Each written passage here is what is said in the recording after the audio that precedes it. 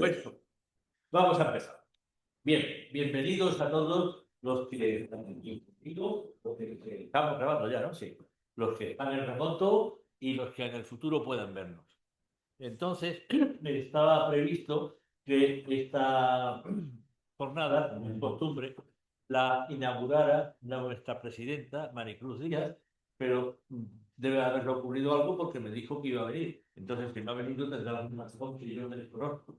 Eh, desde luego estaba muy interesada en venir, pero en el caso de que viniera más tarde, le cederíamos la palabra interrumpiendo la sesión en el momento. Bien, dicho esto, creo que lo que procede es que yo continúe con el guión que tengo aquí. Eh, bueno, lo primero que dice es gracias, presidenta. Pues gracias, sí, por haber intentado venir. Nada más. Bien. Y diré que, tal como se refleja en el programa, me han asignado la función de moderador de esta jornada. Por ello, entiendo que lo primero será presentarme. Y diré que yo soy Antonio Moreno, que soy ingeniero de telecomunicación y que soy el presidente del Comité de Tecnología de este Instituto de la Ingeniería de España. También diré que, aprovechando la celebración de la Semana de la Ciencia de la Comunidad de Madrid, desde este instituto se celebran varias jornadas y generalmente organizadas por los comités técnicos. Y en concreto, desde este comité de metrología, como ya he dicho antes, todos los años impartimos una o dos jornadas sobre temas eminentemente técnicos. Y este año no van a ser dos, sino tres jornadas, de las que dos de ellas ya se han celebrado, por lo que la actual es la tercera y la última. Y sin más preámbulos, comenzaré diciendo que érase una vez, o tal vez mejor, érase una mañanita de primavera, más exactamente la del lunes 28 de abril de este año, y en la Escuela Técnica Superior de Ingenieros de Telecomunicación, la que yo estudié, me encontraba atendiendo una jornada junto a algún que otro compañero, concretamente Fernando Herrero, aquí presente, doctor ingeniero de ICAI, y a quien luego presentaré, y Marian Sáenz Nuño, a la que también haré referencia, y es doctora por la Universidad Pontificia de Comillas, licenciada en física y profesora de esa universidad. Tal vez haya alguno más, no sé si aquí o en remoto, pero en estos momentos no recuerdo. Bien, esa jornada que digo en la Escuela Técnica Superior de Ingenieros de Telecomunicación transcurría perfectamente y tras un receso para tomar café se procedió a continuar la segunda parte. Eso era en Madrid. Muy lejos de la ciudad universitaria de Madrid, allá en el Olimpo, los dioses se divertían con las rencillas que les son propias. De estos dioses, dos estaban muy contentos, a saber, Eolo, dios de los vientos, y Helios, dios del sol. Eolo había dominado los vientos, sin eliminarlos del todo, manteniéndolos a un nivel adecuado para que los generadores eólicos pudieran turbinar y ejercer su función sin problemas. Igualmente, Helios estaba muy contento, porque ya estábamos en primavera en el hemisferio norte, y eso significaba más horas de sol, lo que era bueno para que las plantas fotovoltaicas pudieran generar energía y verterla a la red. También estaba por allí Zeus, siempre irascible y vengativo, que si bien podía dominar las nubes y la lluvia, prefirió actuar de manera más civilina. Lo que ocurrió después ya todos lo saben. En esta jornada se va a profundizar en las medidas eléctricas que pueden realizarse y se realizan para conocer el estado de la red para que funcione adecuadamente y las medidas de gestión que habrían de tomarse para que no se tropiece de nuevo con la misma piedra y evitar en lo posible un futuro apagón general o cero eléctrico. Si alguien de los que están aquí presentes o los que nos escuchan o nos vean en el futuro desean saber cuáles fueron las causas que originaron ese incidente, lo acabo de decir. Fue Zeus. Esa fue la causa remota. La causa próxima probablemente nunca se sabrá, pero yo no debo continuar en esta línea. Nuestro ponente de hoy es el doctor ingeniero de CAI, José Luis Sancha. Yo nunca he tenido, bueno, hasta hace unos minutos, es cierto lo que decía aquí, pero ya no es cierto. Yo nunca había tenido el gusto de hablar con él, pero sí he visto y oído sus vídeos que son muy ilustrativos. Yo podría haber pedido a José Luis que me indicara qué debo decir en su presentación, pero estando con nosotros Fernando Herreros, al que antes me he referido, y que además es compañero suyo y amigo, creo que es él quien debe presentarme. Yo, por mi parte, diré que Fernando Herreros es un excelente compañero en el Comité de Metrología de esta casa, doctor ingeniero de ICAI. En sus pocas horas libres acude al Observatorio Astronómico de Madrid y a la estación de tren de Delicia para dirigirse a grupos de alumnos o visitantes a los que explica lo que allí se expone. Coordina en este comité un equipo de trabajo cuyo objetivo es la sensibilización y vigilancia en cuestiones meteorológicas, evidentemente, ofreciendo sus conclusiones y hallazgos a la sociedad. Y es una persona en la que siempre se puede confiar. Así pues, Fernando, te cedo la palabra para que procedas a presentar a nuestro estimado e ilustre ponente. Muchísimas gracias, Antonio, por tus amables palabras. Saludo desde aquí a los amigos, compañeros presentes y virtuales. Me han asignado la agradable tarea de presentar a nuestro ponente de hoy, tarea innecesaria por su prestigio y popularidad, pero tarea a la que no me pude negar, demorando otro compromiso porque somos compañeros de carrera en distinta promoción, como puede verse, y compañeros de docencia en la escuela. Don José Luis Sancha Gonzalo, ingeniero eléctrico por la Escuela Técnica Superior de Ingeniería del ICAI, doctor ingeniero industrial por la Universidad Politécnica de Madrid. Ha desarrollado su actividad profesional en la Universidad Pontificia Comillas, Red Eléctrica, Endesa y el Club Español de la Energía. Actualmente es profesor asociado en el Instituto de Investigación Tecnológica, IIT, de la Escuela Técnica Superior de Ingeniería del ICAI, en la Universidad Pontificia Comillas. José Luis Sancha ha mantenido una continua actividad educativa desde 1972 en la Escuela Técnica Superior de Ingeniería del ICAI y más recientemente en el Club Español de la Energía, en el Instituto Superior de la Energía ISE y en la Escuela de Organización Industrial EOI. Es CIE Senior Member y CIGRE Distinguished Member. Es autor de numerosas publicaciones en todos los medios informativos.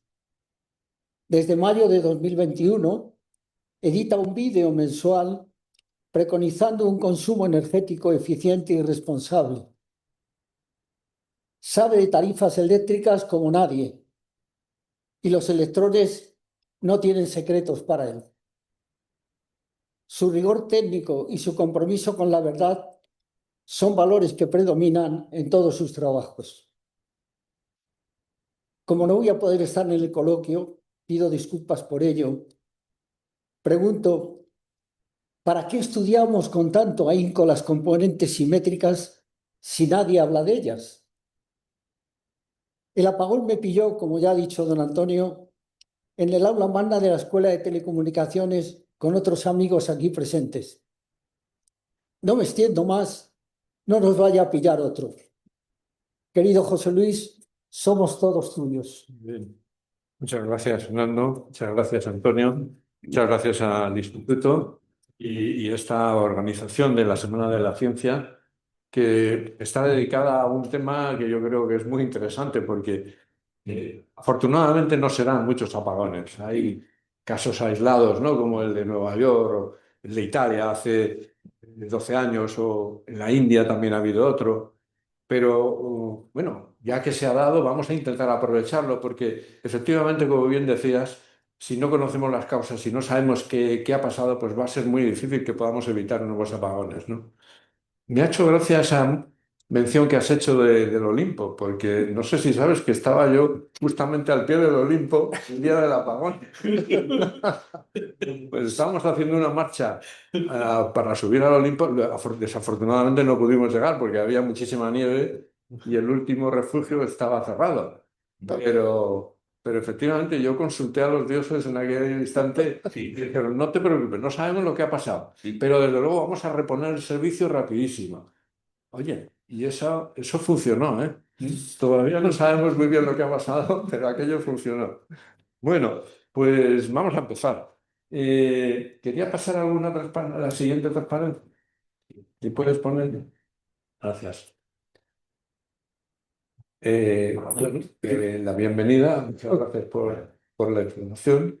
La siguiente, por favor. Un momento, vamos a poner pantalla completa, ¿no? Vamos a compartirlo. Sí, compartir. Compartimos. Vale, ahora estamos viendo esto. Está compartido en pantalla, que pueden verse ahí. Y ahora ya tenemos ahí. Y se coge. Y usted lo puede. Eso que puede ser para un lado para que no Bien. moleste tan. ¿Se puede poner una así más? Ah, exacto, perfecto. Muy bien. Bien, aquí simplemente lo que muestro es, digamos, las informaciones más relevantes porque el tema ha sido de un impacto mundial, porque ha sido un apagón de más de 50 millones de usuarios. Ha respondido a una época donde, pues ciertamente las redes están muy evolucionadas, está apareciendo un impacto masivo de las energías renovables y ha suscitado muchísima atención. Y aquí he recogido un poco los informes más relevantes. Informes que empiezan por el comité que creó el gobierno, el comité de crisis, y luego pues informes pues, de todo tipo, porque todos los operadores europeos, españoles, portugueses, alemanes, ingleses, italianos, han estudiado profundamente el tema. También hay aportaciones académicas como alguna de la universidad donde estoy trabajando o del MIT. Y hoy precisamente se ha presentado el informe del World Energy Outlook, que es el informe de la Agencia Internacional de Energía, que lo presenta un informe anual y justamente hace mención también del blackout español, de manera que hay una información muy relevante. Yo fundamentalmente voy a referirme al informe que salió el 3 de octubre del panel de expertos europeos, donde están pues, 45 expertos a nivel europeo, pues, operadores, reguladores, gestores de red, etcétera. Están, digamos, todas las personas que pueden estar. Acaban de sacar un informe. Un informe ciertamente no es el definitivo porque digamos, la complejidad del tema pues exige un informe que probablemente nos anuncian que salga el primer trimestre del año que viene, pero ya tenemos este informe provisional y por lo tanto me voy a referir bastante a él, ¿no? Bien, simplemente como contexto, tengo que decir que, bueno, estoy dirigiéndome a ilustres ingenieros como los aquí presentes, pero también entiendo yo que la audiencia puede ser más amplia. Por lo tanto, me vais a excusar si hablo en un lenguaje un poco sencillo, pero creo que a lo mejor el resto de la audiencia lo puede agradecer, ¿no? De manera que el primer contexto es decir de qué estamos hablando. Estamos hablando de un sistema eléctrico donde hay una serie de personas interconectadas, ¿no? Está la red, hay una red de alta tensión que tiene como tensión nominal 400 kilovoltios, 400.000 voltios, también 220.000 voltios, de manera que hay dos tipos de redes, todos conforman la red de transporte, y luego hay red de distribución con menor voltaje, 45, 15, hasta que llega a nuestra casa con 220 voltios, ¿no? ¿Quiénes intervienen aquí? Pues interviene el transporte y la distribución, por un lado, la generación. Hay generación normalmente conectada en alta tensión, pero también hay generación muy distribuida, y esto es algo que es relativamente novedoso, ¿no? Que son, por ejemplo, todas las energías renovables, tanto la eólica como la fotovoltaica, pues normalmente está en un nivel inferior de tensión, ¿no? Y luego está la comercialización, que hace ese juego entre la oferta y la demanda para que digamos, no vayamos todos al mercado, sino que van los comercializadores, gestionan el mercado entre ellos y nosotros pues, nos asociamos a un comercializador u otro a la hora de consumir y recibir nuestra factura mensual, ¿no? Bien, dicho esto, es un preámbulo. Aquí presento un poco el esquema de mi charla, ¿no? Voy a referirme en primer lugar al informe del panel de expertos, muy brevemente. Luego hablaré de las medidas y le voy a dedicar bastante tiempo en la medida que considero que puede ser importante que toda la audiencia un poco perciba, digamos, la dificultad con la que estamos enfrentados, ¿no? ¿Qué es lo que hay que medir? ¿Cómo se mide? ¿Qué se hace con todas esas medidas? ¿Qué información podemos sacar? Porque si queremos pretender sacar una información que sea válida para prevenir nuevos apagones, pues tenemos que entender qué es lo que nos dan las medidas, los instrumentos actuales de medida, los equipos actuales de medida, ¿no? Y luego voy a hablar, en principio, de dos temas que son si habéis seguido un poco por los medios, ¿no? ¿Qué es lo que ha sucedido en el apagón? Pues siempre salen dos temas, ¿no? El control de tensiones y las oscilaciones no amortiguadas. ¿Vale? Voy a intentar explicar qué son esas dos cosas, ¿no? Control de tensiones y las oscilaciones no amortiguadas. Y luego ya, centrándome en el apagón, pues realmente al final veremos que en escasos 3 minutos, pues hay una concatenación y una reacción en cadena que se desconectan generadores, esa desconexión produce sobretensiones y subfrecuencias y ya digo, en escasos 3 minutos, pues llegamos al apagón, ¿no? Estamos a las 12:30 del 28 de abril. Y luego, bueno, pues algunas pequeñas conclusiones, digo pequeñas, y unas conclusiones relativamente modestas, puesto que todavía, como iremos viendo a lo largo de la intervención, pues todavía hay bastantes cosas que discutir y bastantes cosas que no se conoce exactamente, ¿no? Bien, aquí he cogido un párrafo que es muy ilustrativo, en mi opinión, de qué es lo que pasó. Lo define el panel de expertos como diciendo que en 30 minutos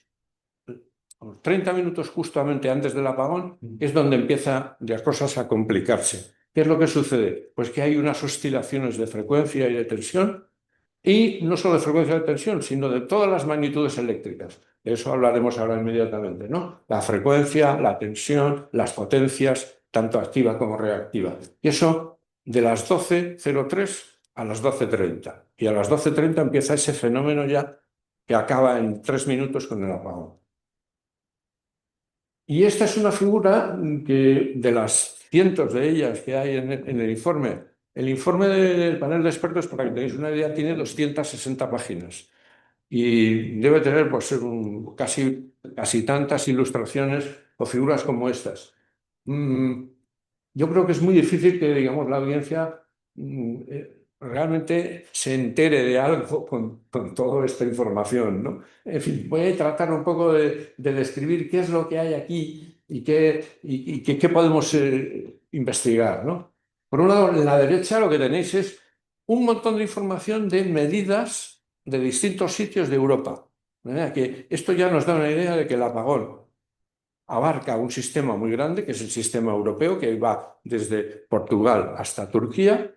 Y por otro lado, lo que nos está diciendo es que si somos capaces de ver ahí simultáneamente todas esas medidas en distintos sitios de la red europea, pues tenemos que hablar de sincronización de las medidas, porque no podemos decir, bueno, esta medida es de esta hora y esta medida es de otra hora distinta. No, tenemos que tener seguridad de que si tomamos una medida, está tomada al mismo tiempo, ya hablaremos de eso después, en todos los sitios de la red, ¿no? Y fijaos, todos esos sitios hay información. Por eso las gráficas aparentemente son muy complicadas, porque nos está hablando de información que está sucediendo en muchísimos sitios de Europa.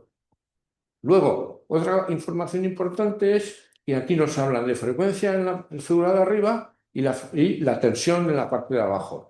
La frecuencia del sistema europeo, como bien sabemos, son 50 hercios, ¿no? Es decir, en cada 20 milisegundos se reproduce la onda. Bueno, pues estamos hablando ahí que la frecuencia, como vemos, no está exactamente en 50 hercios, sino que estamos viendo, sin entenderlo muy bien, pero que está moviéndose, ¿no? Se está moviendo más o menos alrededor de 50 hercios, ¿no? Y respecto a la tensión, lo mismo. La tensión en la red de alta tensión de España, que son 400 kilovoltios, pues bueno, está por 400, hay 420, 380, es decir, está alrededor también de 400 kilovoltios, pero se está moviendo, ¿no? Y por otro lado nos está diciendo también el pie de foto que esto es una medida que está proporcionada por equipos PMUs. Vamos a hablar mucho rato de los equipos PMUs. Hablaremos bastante de ellos. Luego definiremos lo que son, ¿no? Bien, entonces entramos ya en las medidas. Trataremos de explicar esa figura que hemos visto, trataremos de explicarla para ver si realmente la entendemos bien, ¿no?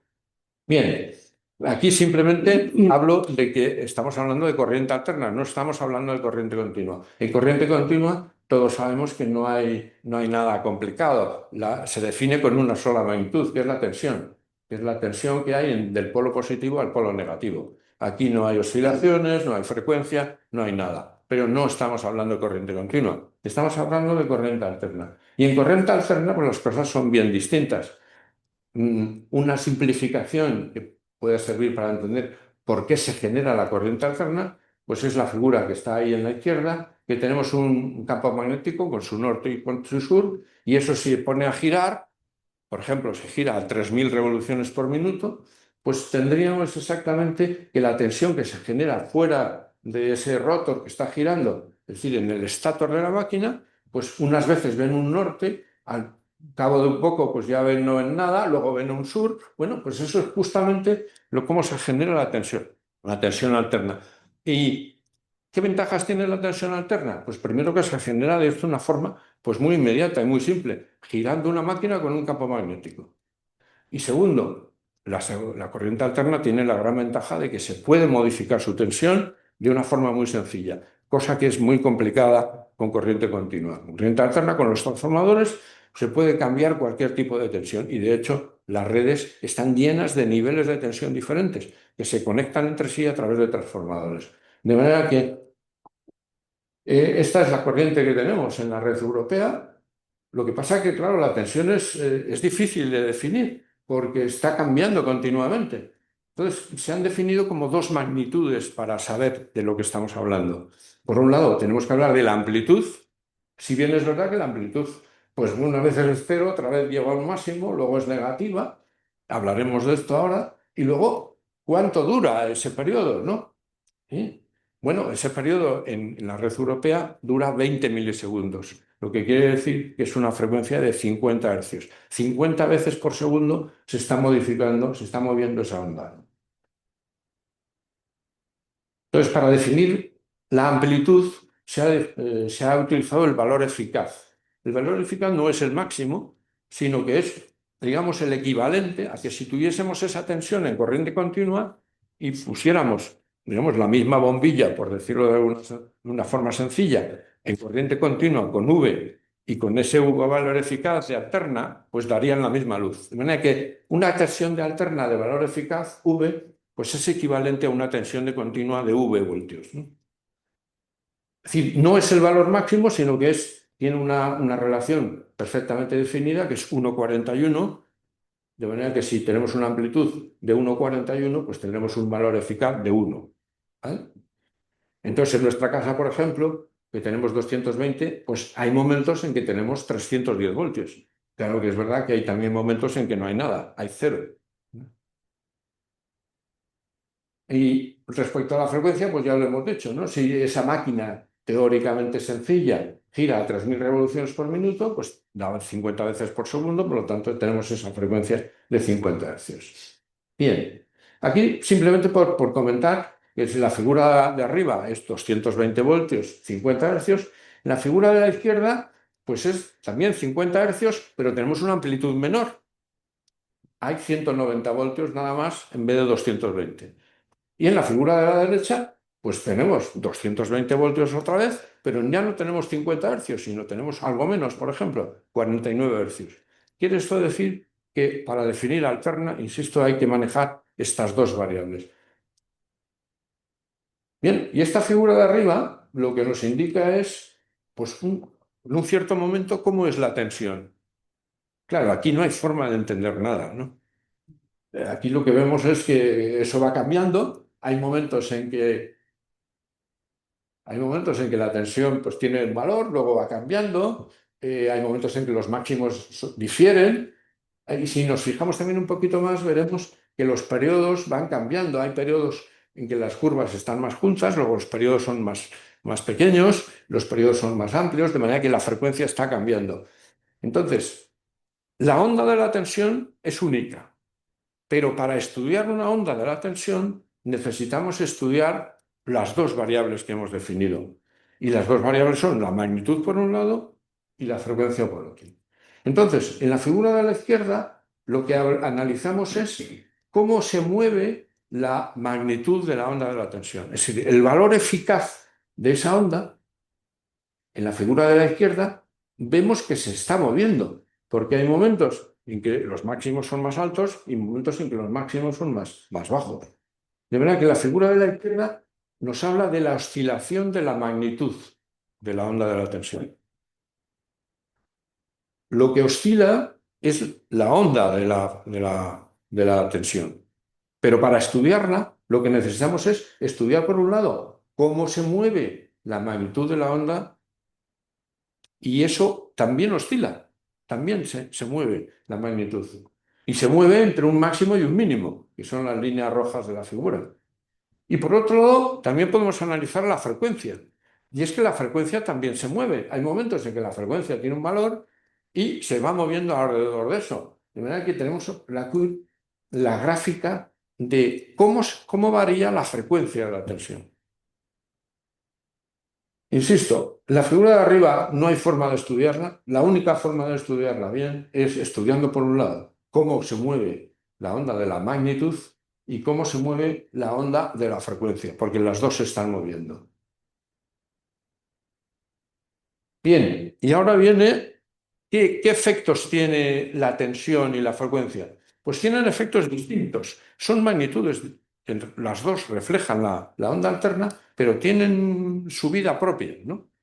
Por ejemplo, sobre tensiones. ¿Qué pasa cuando esa magnitud de la onda de la tensión es muy alta? Estamos hablando de sobretensiones. Pues que peligra el aislamiento, porque el aislamiento está definido para que sea aislamiento con una cierta diferencia de tensión. Si esa tensión es superior al establecimiento de ese material que hemos puesto como aislamiento, pues ese aislamiento deja de aislar y por lo tanto hay un cortocircuito, y si tenemos un cortocircuito, pues el equipo que está supuestamente ahí conectado, pues se quema directamente. De manera que hay que evitar todas las sobretensiones. Por el lado de abajo, las subtensiones, es decir, cuando tenemos una tensión, o sea, una magnitud, un valor eficaz de la tensión por debajo de lo que debería ser. En nuestra casa tenemos una tensión de 190 voltios. Pues, ¿qué pasa? Que lo notamos directamente, porque, por ejemplo, las lámparas dan menos luz y los motores, pues hay unos que no pueden siquiera ejercer su labor, algunos que ni siquiera podrán arrancar. De manera que también debe evitarse tanto las sobretensiones como las subtensiones. Entonces, las sobretensiones afectan a la seguridad y las subtensiones a la calidad del suministro. Y estoy hablando de la magnitud. Vamos a hablar ahora de la frecuencia. La frecuencia, pues la frecuencia está establecida de una forma completamente autónoma. No tiene nada que ver en principio con la magnitud que hemos hablado antes. La frecuencia se fija con esas revoluciones por minuto que están girando las máquinas que son encargados de generar esa tensión. De manera que si ese generador, en vez de girar a 3.000 revoluciones por minuto, gira a 2.990 revoluciones por minuto, pues la frecuencia ya no será 50 Hz, sino 49, algo. Y si gira a más de 3.000 revoluciones por minuto, pues tendríamos una frecuencia superior de más de 50 Hz. De manera que, y esto independientemente de la magnitud de la tensión. La magnitud de la tensión se puede permanecer constante, pero se puede variar la frecuencia. Y en un sistema eléctrico nunca va a haber 50 hercios. Es imposible que haya 50 hercios siempre, porque simplemente con el hecho de conectar un electrodoméstico en casa, estamos variando la frecuencia del sistema. Será irrelevante, pero claro, no es lo mismo cuando, por ejemplo, un generador, como ha pasado estos días, un generador nuclear de cofrentes que se ha desconectado, son 1.000 megavatios, eso ha afectado a la frecuencia y eso sí se nota, ¿no? De manera que la frecuencia, para regular la frecuencia y para mantener esa frecuencia constante, tiene que haber siempre un equilibrio instantáneo entre la generación y la demanda. cualquier perturbación, tanto por la generación como la demanda, hay que corregirlo inmediatamente para mantener los 50 Hz, ¿no? Esto, claro, es importante mantenerlo. ¿Y por qué los criterios de la frecuencia son tan rigurosos? Pues porque cualquier desviación, y ya digo, por pequeña que sea de la frecuencia, es importante inmediatamente eliminarla porque tiene efectos perniciosos. Por ejemplo, las máquinas. Las máquinas, si estuvieran sufriendo continuamente vaivenes de la frecuencia, significaría que estarían moviéndose su velocidad continuamente. Eso produce desgastes que acabarían con la vida de la máquina, ¿no? Y por otro lado, las interconexiones. Europa, como decía antes, va de Portugal a Turquía, estamos interconectados, todo el mundo se ha comprometido a mantener los 50 hercios y no puede ser que un país pues viva su vida porque inmediatamente se desconecta del resto. De manera que si tú quieres aprovechar, digamos, las ventajas de estar interconectado, tienes que ser muy riguroso en cuanto al mantenimiento de la frecuencia, ¿no? Luego, tenemos que ser muy rigurosos en el mantenimiento de la frecuencia, responder muy rápidamente ante cualquier perturbación para mantener los 50 hercios y, muy importante, sobre todo en este caso del apagón, controlar las oscilaciones. Porque a veces, como hemos visto ahí en esa figura anterior, pues la frecuencia oscila. Y entonces a lo mejor no se mueve mucho respecto a 50 hercios, pero se está moviendo y a lo mejor está moviéndose durante minutos. Eso es muy perjudicial para el sistema y tenemos que evitarlo también, ¿no? Esperemos que ese tipo de cosas sucedieron en el apagón. Bien, yo con esto acabo mi clase de electrotecnia de manera que no os ocupéis porque esta va a ser la última transparencia en plan, digamos, de recordatorio, ¿no? Eso, todo hemos hablado de la tensión, porque la tensión es la madre del cordero, ¿no? La tensión es la que produce, cuando tú conectas luego un aparato, pues que pues, circule una intensidad. Y luego el producto de la tensión por la intensidad, pues produce la potencia, y la potencia por el tiempo es la energía, de manera que todo viene de la tensión. La intensidad en alterna, como veis, pues es también sinusoidal, porque el origen es la tensión y la tensión es sinusoidal, pero no siempre va, como veis, no siempre va encima de la tensión, sino que veis está un poquito decalada normalmente. Es un argumento ahí que lo representa con la letra griega phi, ¿no? Y es porque en alterna los elementos de la red introducen ese desfase entre la tensión y la intensidad. Y ese desfase es muy importante porque es lo que tenemos que tener en cuenta a la hora de hablar de las potencias, porque se habla de potencia activa, que sería cuando las dos curvas van en fase, eso se transmite directamente como energía, y luego está la otra energía, la energía reactiva, que simplemente lo que hace es un vaivén a lo largo del circuito para que el sistema funcione, pero no tiene un aprovechamiento energético. Pues bien, a partir de esa figura podemos definir la tensión y la intensidad como fasores. Fasores, pues sencillamente consideramos que es un vector que está girando. Está girando pues a 3.000 revoluciones por minuto también, ¿no? Y el vector de la tensión es el azul, el vector de la intensidad es rojo, y todos esos están girando. Pues bien, si fuésemos capaces de poner un sistema de medida que midiese los fasores, es decir, que midiese el valor eficaz de la tensión, el valor eficaz de la intensidad en módulo, y luego también a qué velocidad está girando esos dos vectores, pues ese instrumento nos daría toda la información necesaria para saber lo que está pasando en ese momento en la red. Pues bien, ese aparato del que vamos a hablar ahora existe. Se llaman sincrofasores y son precisamente los que son capaces de medir el fasor de la tensión y el fasor de la intensidad y en consecuencia también los consiguientes pues, de potencia, ¿no?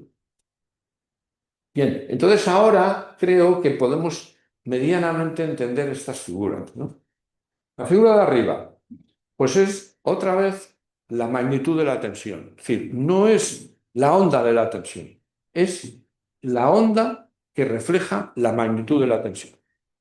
Y entonces vemos que efectivamente se está moviendo alrededor de 400 kilovoltios, pero no está fija. Debería estar fija. Deberían ser 400 kilovoltios, pero no lo es. Hay incluso momentos en que baja por debajo de 375 kilovoltios, que no es por nada, pero está puesto en línea roja.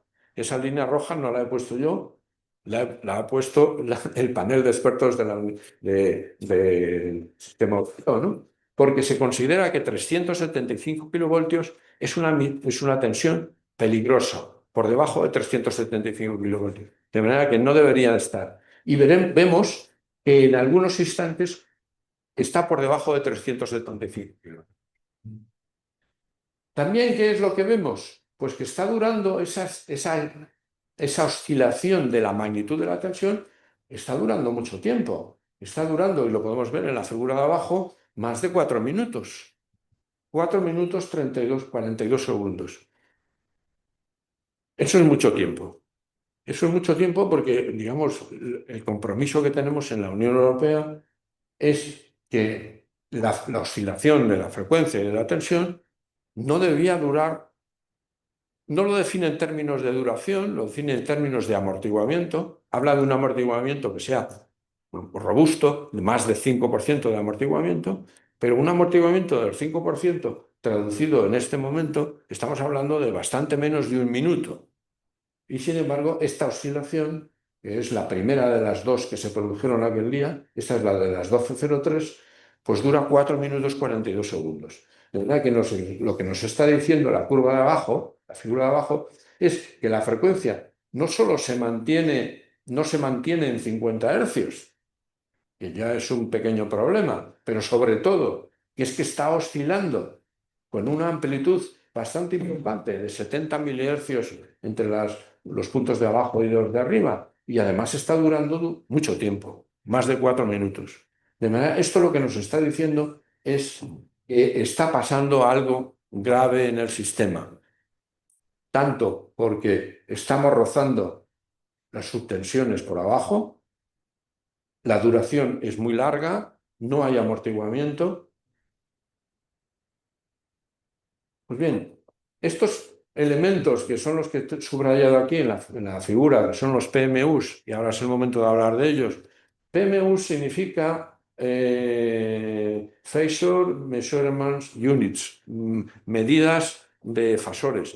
Son los fasores que miden la tensión y la intensidad en diversos puntos de la red. ¿Qué tienen de especial estos fasores? Primero, bueno, por decirlo, son, digamos, en español diríamos sincrofasores. Son equipos muy modernos. Se están instalando en la actualidad. No todos los nudos de la red española disponen de sincrofasores. Los nuevos que se están instalando ya todos tienen sincrofasores, ¿no?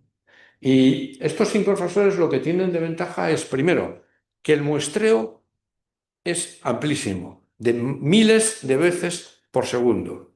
Si estamos hablando, red eléctrica está hablando de sincrofasores que tienen medidas de 8.000 veces por segundo, estamos hablando de que están en un ciclo de 20 milisegundos, un ciclo de la onda, está tomando 180 medidas. De manera que el muestreo es rapidísimo.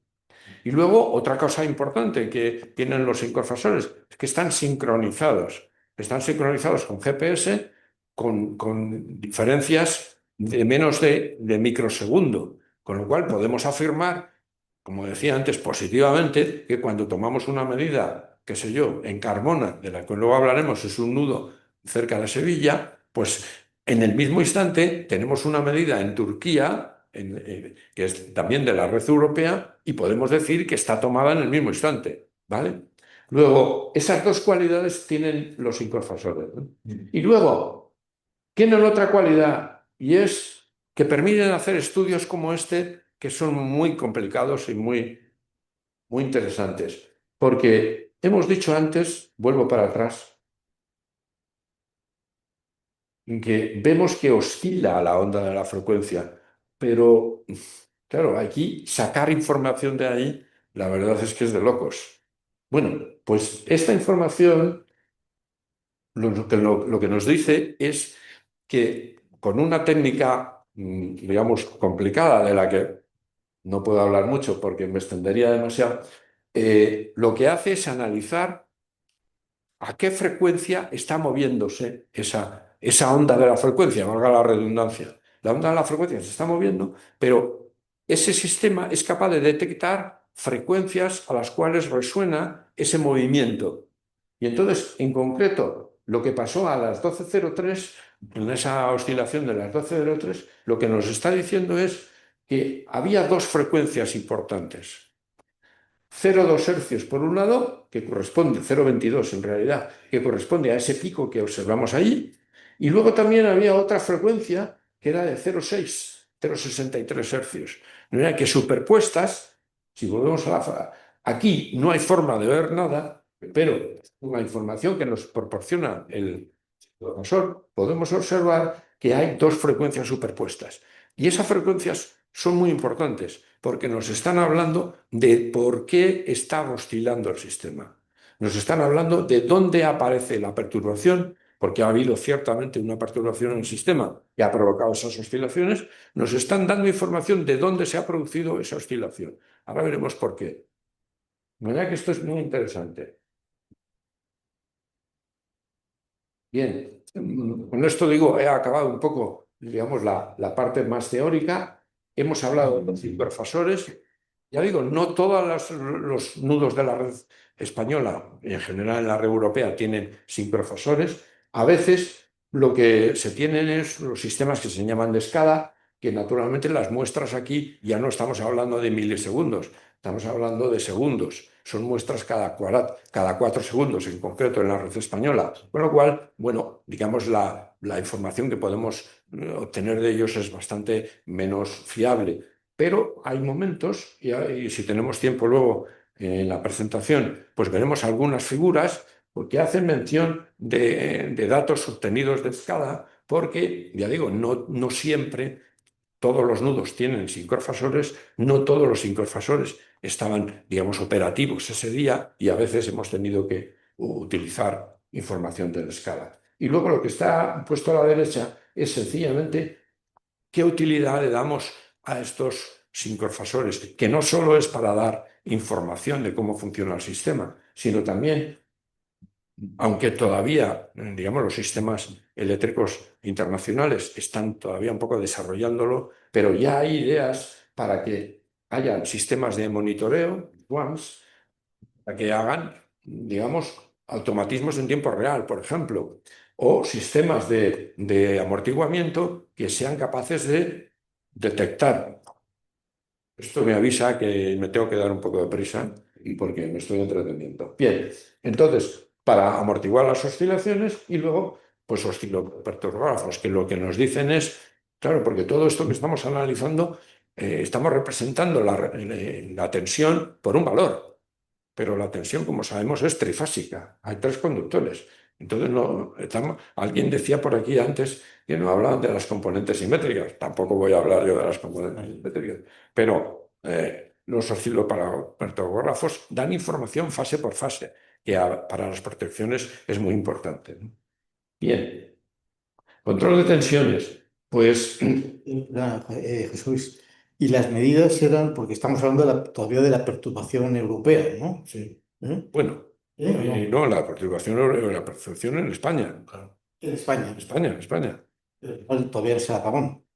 Pues sí. Esta perturbación se notó en toda Europa, sí. Sí, se notó en toda Europa, porque todavía no hemos llegado al momento de. Bueno, espera un minuto a ver.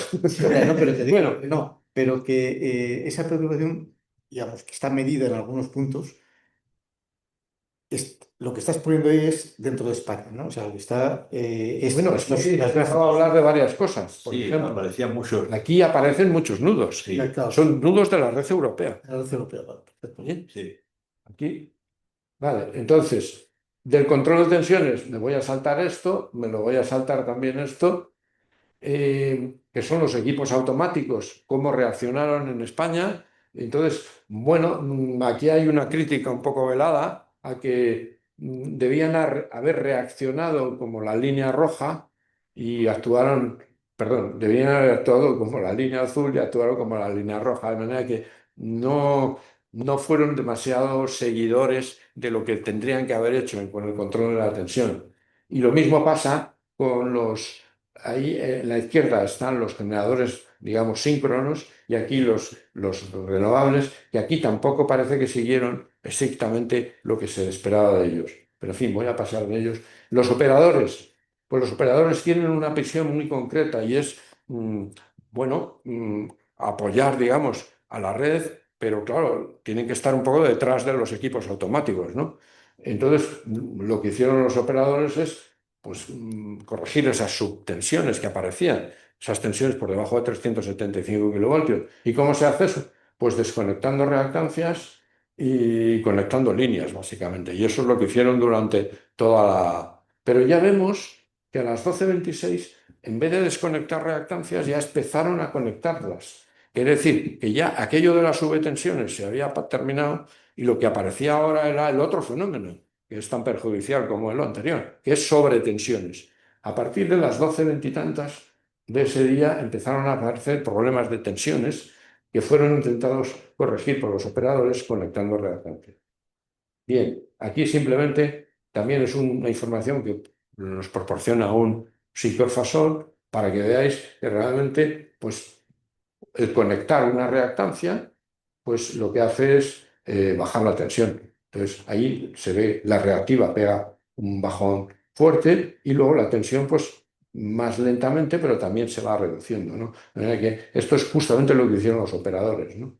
En cuanto al amortiguamiento de las oscilaciones, y esto es interesante, porque toda la red europea está representada aquí y se ha analizado durante ya muchos años que a veces pues realmente oscilan. Y eso se puede entender porque, claro, una red tan amplia, lo que pasa es que Portugal frente a Turquía, pues se mueve y esa frecuencia, pues al ser un sistema tan amplio, es una frecuencia muy baja, del orden de 0,2 hercios. Y eso es algo típico que sucede pues varias veces al año.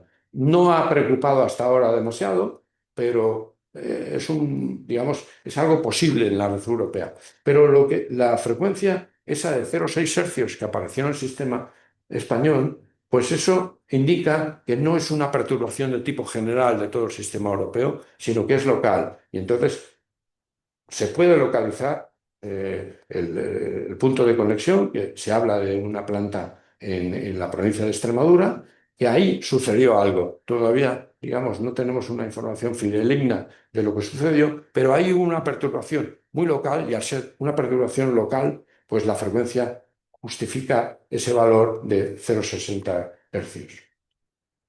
Bien, ¿qué hay para controlar las oscilaciones? Pues lo que tenemos son, volvemos a lo mismo, equipos automáticos y luego los operadores. Los equipos automáticos, pues están muy localizados.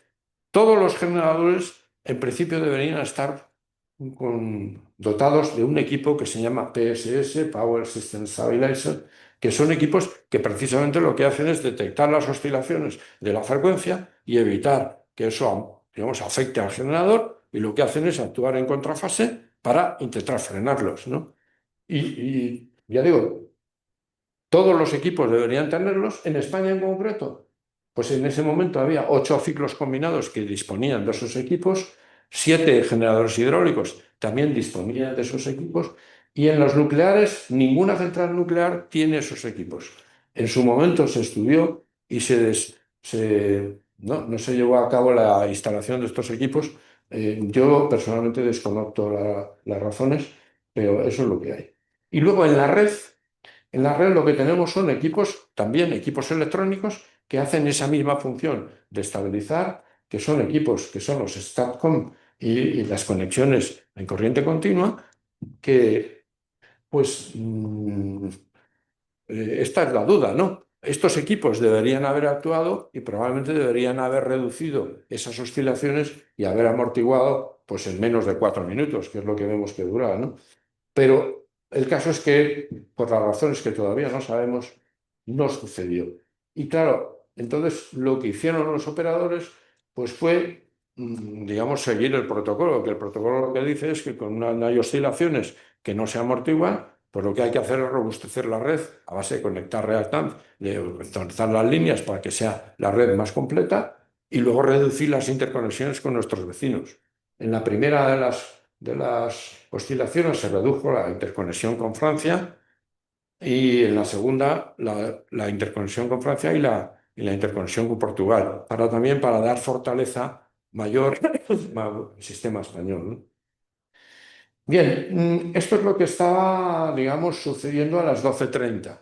De manera que la frecuencia, habían terminado ya las oscilaciones, tanto la primera como de la segunda. La frecuencia estaba más o menos controlada, alrededor de 50 hercios, pero sí que había mudos por encima de 420 kilovoltios, que es, digamos, la frecuencia máxima operativa. No es la máxima 435, pero eso ya es de entrar en peligro. De manera que sí que había algunos nudos por encima de 420 kilovoltios, pero, digamos, la frecuencia estaba relativamente controlada. Estos son las 12:30. Aquí tenemos a las 12:32. Esto es un mapa también obtenido a través de estos sincrofasores, un mapa de la tensión. Cuanto más rojo, más tensión, y son tres momentos muy específicos, entre las 12:32, casi 12:33, las 12:33:17 en el primero y las 12:33:18 en el segundo. Es decir, lo que estamos observando es que en ese minuto las tensiones están descontroladas, están subiendo sin ningún control en todo el sistema español, ¿no? Sobre todo, también en Portugal, pero un poco menos, ¿no?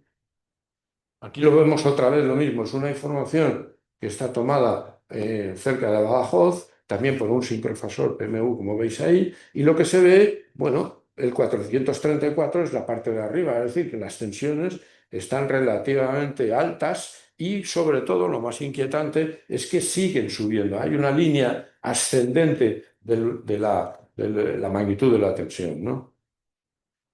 Y bueno, pues esto es la cadena esta fatídica, ¿no? Esas sobretensiones producen desconexiones de generación, que es el área azul de la figura de abajo.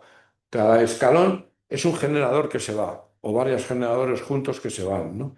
Entonces, está aumentando las desconexiones de generadores. Esas desconexiones de generadores inmediatamente producen dos efectos, que es aumentan las tensiones en la red, puesto que esa generación pues, realmente está desapareciendo, no hay quien controle ya la tensión. Y segundo, está disminuyendo la frecuencia porque estamos quitando generación. Si no quitamos demanda, pues evidentemente varía la frecuencia. Entonces, la tensión, la veis, es la línea de color naranja.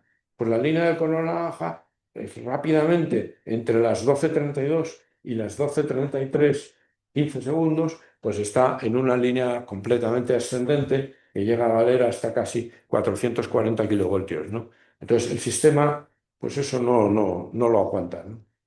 Y aquí vemos lo mismo, pero también con la frecuencia. La línea verde de arriba es la frecuencia en un nudo de la red suiza, de manera que se mantiene alrededor de los 50 hercios. Sin embargo, la línea azul, pues es la frecuencia en un nudo de la red española, concretamente en Carmona. Veis que a partir de un cierto momento la línea azul se desploma, la frecuencia se desploma. Y por otro lado, en la tensión, que es la línea roja, que estaba en una línea ascendente, como se ve allí, pues llega un momento en que está totalmente descontrolada y en el momento de la desconexión, pues tenemos el cero, que es el apagón, ¿no? Se desconecta el sistema español del sistema europeo y es el cero. Bien, conclusiones, con esto acabo. Realmente el informe del panel de expertos es el que he venido siguiendo, pues es muy claro, en el sentido de que no podemos sacar todavía conclusiones, sino que necesitamos evaluar tres grandes temas. Tenemos que evaluar las oscilaciones, sobre todo el amortiguamiento de las oscilaciones, y en concreto la eficacia que ha podido tener los Power System Stabilizers que deberían estar funcionando en los generadores, y también la interconexión con Francia que está en corriente continua. Eso hay que evaluarlo. Hay que evaluar también el control de tensión, tanto los procedimientos como los transformadores y sobre todo el comportamiento de los generadores. Porque si los generadores, y entramos ya en el último punto, se desconectaron, hay que ver si se desconectaron, digamos, demasiado alegremente sin que las tensiones fuesen todavía preocupantes, en cuyo caso pues sería muy grave porque esa reacción en cadena provocó el colapso, o realmente estaban mal taradas esas protecciones y realmente se desconectaron antes de tiempo. El caso es que ese es un tema que está aquí denunciado como que exige futuros estudios. Eh, Esto es de hace una semana, vamos, menos, el 5 de noviembre, el gobierno ha sacado un Real Decreto. ¿Sabéis que sacó un Real Decreto ley que luego no fue admitido en el Congreso? Y entonces ha sacado este Real Decreto que lo que dice es que está fijando tareas. Con esto lo que quiero decir es que parece que la información que disponemos todavía es un poco incompleta, porque está diciendo que es importante que se controle, pues para reforzar la resiliencia del sistema eléctrico, pues el amortiguamiento de las oscilaciones, volvemos a lo mismo, la velocidad de cambios de la tensión, la calidad de la inyección de la potencia, el funcionamiento de los servicios de ajuste. Y todo esto, a lo largo de ese Real Decreto, pues se fijan plazos. 3 meses para esto, 6 meses para esto, 12 meses para esto, 15 meses para esto. Es decir, establece en un marco de hasta 15 meses una línea de actuaciones. De manera que todavía queda tarea. Y ya con esto termino. Lo que nos está diciendo esta figura esto se mueve solo, se mueve solo. Bueno, este es el informe que hizo el Comité de Análisis del Gobierno, que estaban representados pues también todos los sectores involucrados en este tipo de eventos. Y lo que veis aquí pues es llamativo porque hay muchos tachones, como veis, ¿no? Esto viene a cuento de que tratar de responder a la pregunta, ¿disponemos de toda la información? Pues evidentemente a lo mejor alguien dispone de más información que nosotros, porque nosotros no somos capaces de leer por encima de esos tachones, ¿no? Hay páginas verdaderamente angustiosas, que es con todo en negro. Pero bueno, hay cosas importantes que yo creo que sí que deberíamos saber. A lo mejor el nombre de una instalación o el propietario de una instalación pues puede ser anónimo, ¿no? Pero es que hay figuras, hay representaciones, hay respuestas de equipos. Yo creo que deberíamos intentar saberlo, porque muchos de estos equipos, no es por nada, pero los equipos instalados en la red, pues los estamos pagando todos, ¿no? Estos aparecen en los peajes y los pagamos en nuestra factura eléctrica, ¿no? En fin, con esto acabo. Muchas gracias.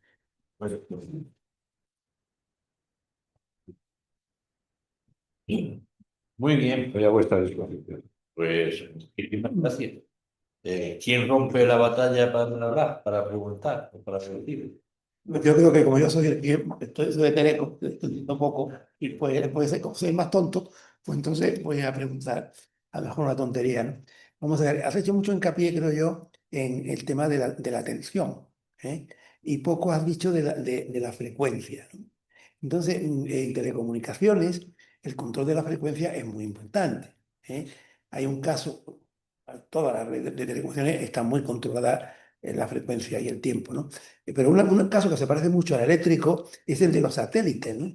Es donde hay unos relojes atómicos de cesio que desde uno o dos estaciones terminales suben al satélite, otra vez el satélite ya tiene el reloj, y luego lo baja a todas las antenas que están repartidas por todo el continente o por todo el país, ¿no? Y se controla la frecuencia pues, por ese reloj único. Digo yo, ¿existe algo parecido en la red eléctrica? Porque sería muy parecido, ¿no? Un reloj que es para todos, por satélite, por ejemplo, que luego baja a todos los elementos que están dispersos. ¿Existe algo parecido en la red? Pero existe, digamos, algo parecido a nivel de país. Es decir, cada país es responsable de la frecuencia de su país. Y entonces el responsable significa que tiene que ajustar todos los mecanismos para mantener esos 50 hercios. ¿Y eso cómo lo hace? Pues básicamente actúa con la respuesta primaria de los equipos. Todos los equipos generadores están obligados a responder. sin ninguna remuneración, digamos.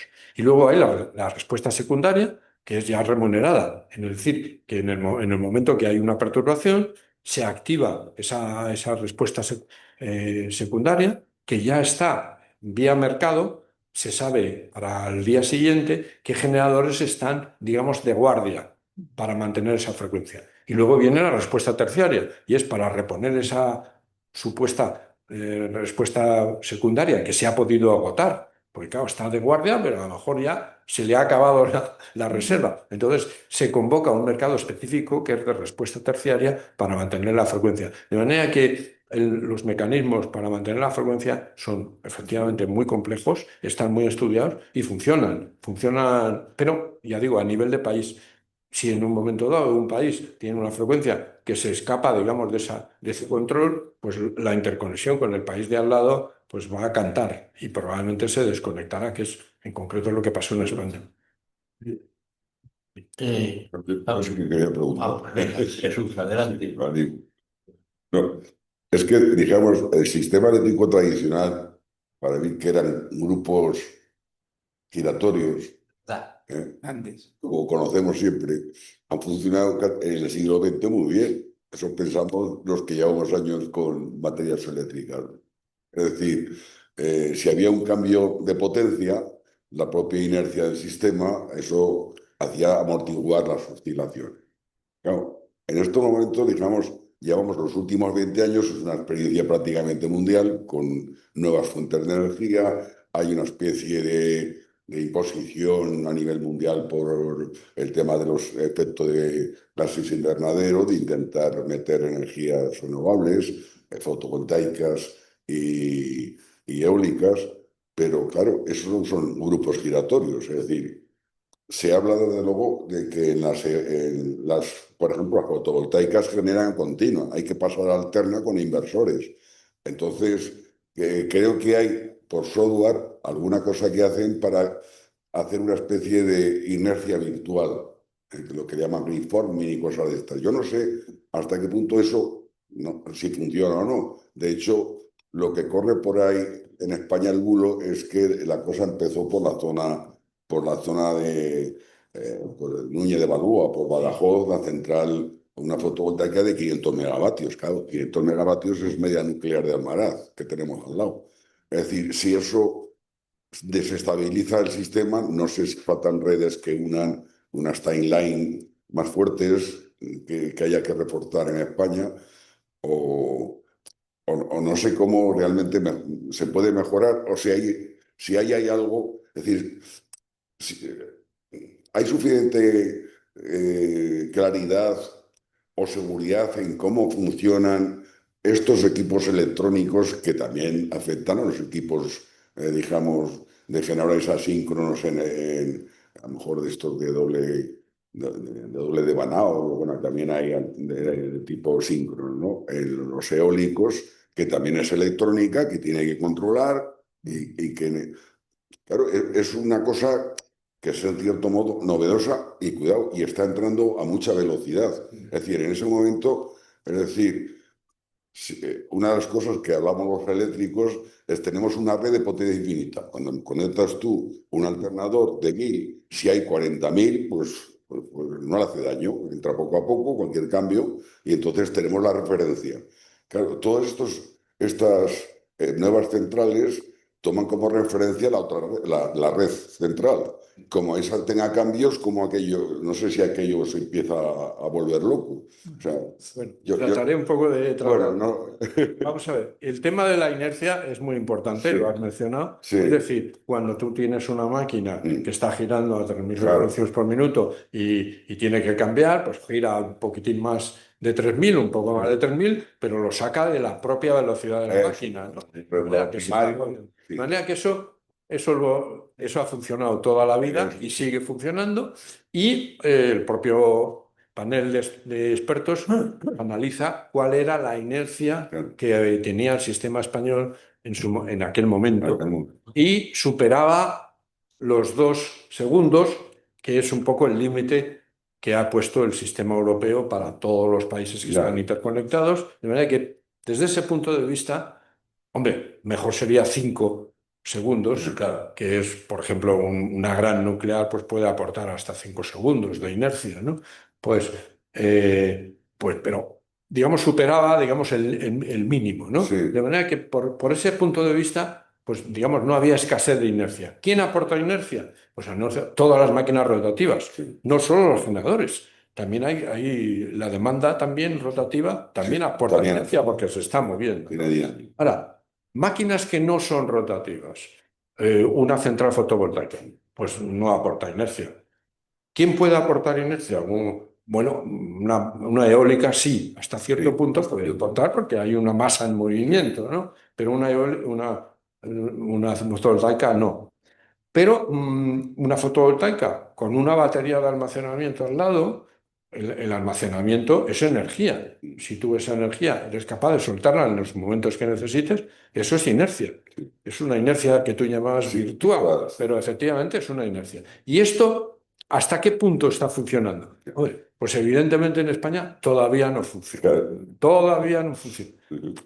Vamos, no funciona en ningún sitio, quiero decir, se habla mucho hay pocas experiencias. pero digamos, no hay ninguna normativa, digamos, no hay ninguna prueba de que todo esto vaya a funcionar.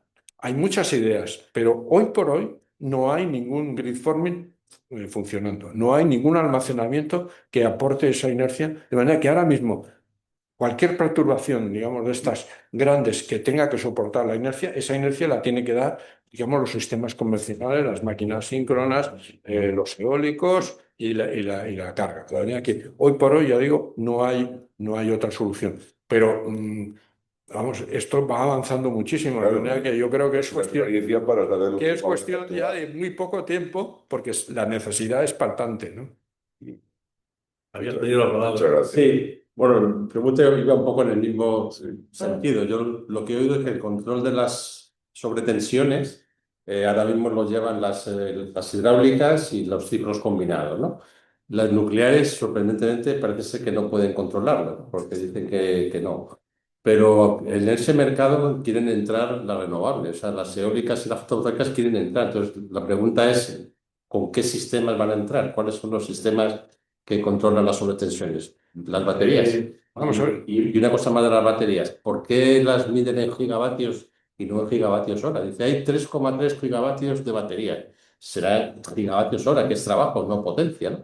Bien, bueno, contestando a lo último, depende si están cargadas o no. Si están cargadas son megavatios hora, pero si están descargadas no hay megavatios hora. De manera que hay que medir las dos cosas con una batería. Primero, qué potencia puedes almacenar, pero luego el tiempo que ha estado conectada, cargándose. Y si se ha desconectado, digo, si ha estado descargando, pues ya no tienes tanta energía. O sea que en una batería siempre hay que manejar las dos cosas. Respecto a lo primero, en otros países ya están funcionando los controles de tensión por las centrales, digamos, de estos de corriente continua, es decir, los eólicos, las renovables, etcétera.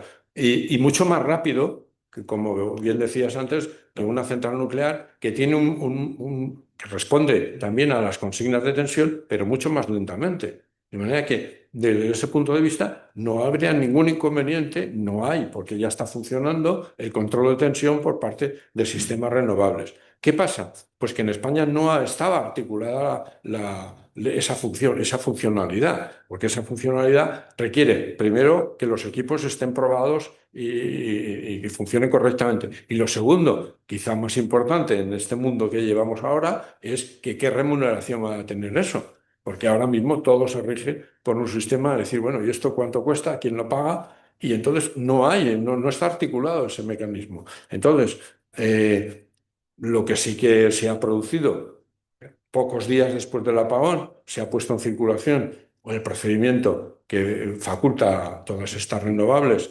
a pedir para participar en este mercado, digamos, de control de tensiones, y entonces se ha establecido un periodo de prueba y ya está en funcionamiento.